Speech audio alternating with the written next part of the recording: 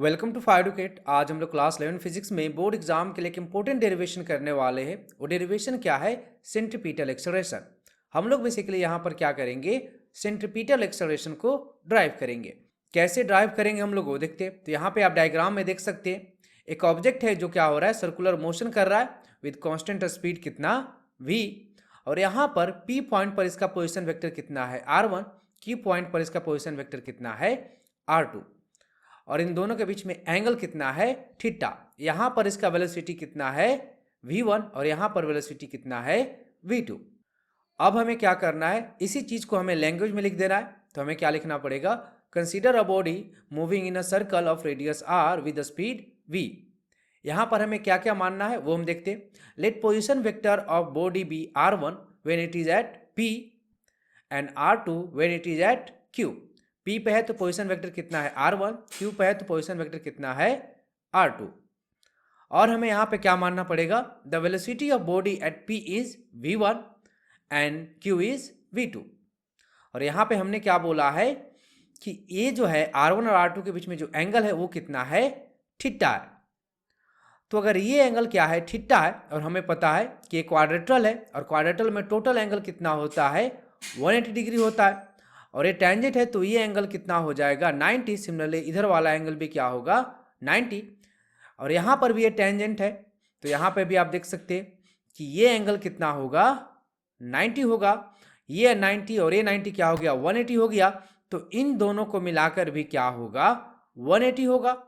ये थीटा है तो ये कितना हो जाएगा 180 माइनस थीटा, और एक पॉइंट पर एक साइड में कितना एंगल होता है 180 डिग्री। तो ये 180 माइनस थीटा है तो ये एंगल क्या हो जाएगा थीटा। तो उसी चीज को हम यहाँ पे लिखेंगे, if the angle between r1 और r2 is theta then the angle between v1 and v2 is theta. इसमें भी क्या होगा v1 और v2 के बीच में एंगल क्या होगा थीटा। अब हम क्या करेंगे, हमें ये प्रॉपर्टी पता है कि कोई भी वेक्टर क्वांटिटी को हम पैरेलली स्पेस में शिफ्ट कर सकते हैं। तो हम क्या करेंगे, v1 को यहाँ लेके आ जाएंगे और v2 को यहाँ लेके आ जाएंगे। ये जो हमारा v2 है तो ये क्या हो जाएगा डेल्टा v हो जाएगा, और इससे एक हम ट्रायंगल बना लेंगे। इसको मान लेते हैं ए बी सी ट्रायंगल। यहाँ पे हम देख सकते हैं, क्या देख सकते हैं कि जो बॉडी है वो सर्कुलर पाथ में मूव कर रहा है। तो ये जो r1 वेक्टर है और ये जो r2 वेक्टर है, दोनों का जो मैग्नीट्यूड होगा वो बेसिकली क्या होगा सेम होगा। मैग्नीट्यूड क्या होगा सेम होगा। लेट से इसको क्या मान लेते हैं r। और यहाँ पर हमने क्या बोला है, स्पीड क्या है यहाँ पर कांस्टेंट है, ये यूनिफॉर्म स्पीड से मूव कर रहा है। तो यहाँ पर जो वेक्टर है v1 है इसका जो मैग्नीट्यूड होगा एंड जो v2 का जो मैग्नीट्यूड होगा वेक्टर का वो क्या होगा v होगा। जो हमने स्टार्टिंग में माना था वही चीज हमने यहाँ लिख दिया है। तो यहाँ पे अब हम बात करेंगे क्या नाउ, अब हम क्या बात करेंगे इन ट्रायंगल। कौन कौन से ट्रायंगल की हम बात करेंगे? POQ इस वाले ट्रायंगल में बात करेंगे, और हम क्या बात करेंगे यहाँ पर इस वाले ट्रायंगल में बात करेंगे। देखो ये थीटा है तो v1 और v2 के बीच में एंगल कितना है थीटा है, तो ये भी एंगल क्या होगा थीटा होगा। एंड कौन सा हमारा ट्रायंगल होगा हमारा BA, ये ट्रायंगल है C। इस ट्रायंगल की हम बात करेंगे। तो यहाँ पे आप देख सकते हैं, क्या देख सकते हैं, ये जो OP है डिवाइडेड बाय ये जो AB है ये क्या होगा इक्वल होगा किसके, यहाँ पर ये जो OQ है और ये क्या है हमारा जो AC है, ये दोनों का वैल्यू क्या होगा रेशियो क्या होगा सेम होगा। OP और OQ का वैल्यू क्या है स्मॉल r है। AB और AC का वैल्यू क्या है, ये जो हमारा AB है और जो AC है इसका वैल्यू क्या है V है। तो ये क्या होगा सेम होगा। और हमें क्या पता है कि ये जो एंगल है और ये जो एंगल है दोनों क्या है सेम है। कौन कौन सा एंगल? एंगल POQ क्या है इक्वल है किसके एंगल के BAC के। तो हमें पता है सिमिलरिटी से कि अगर दो ट्रायंगल में क्या है साइड का रेशियो अगर क्या है सेम है और एक एंगल सेम है तो ये दोनों ट्रायंगल क्या होगा सिमिलर होगा। तो यहाँ पर ये जो ट्रायंगल है और ये जो ट्रायंगल है दोनों क्या होगा सिमिलर होगा।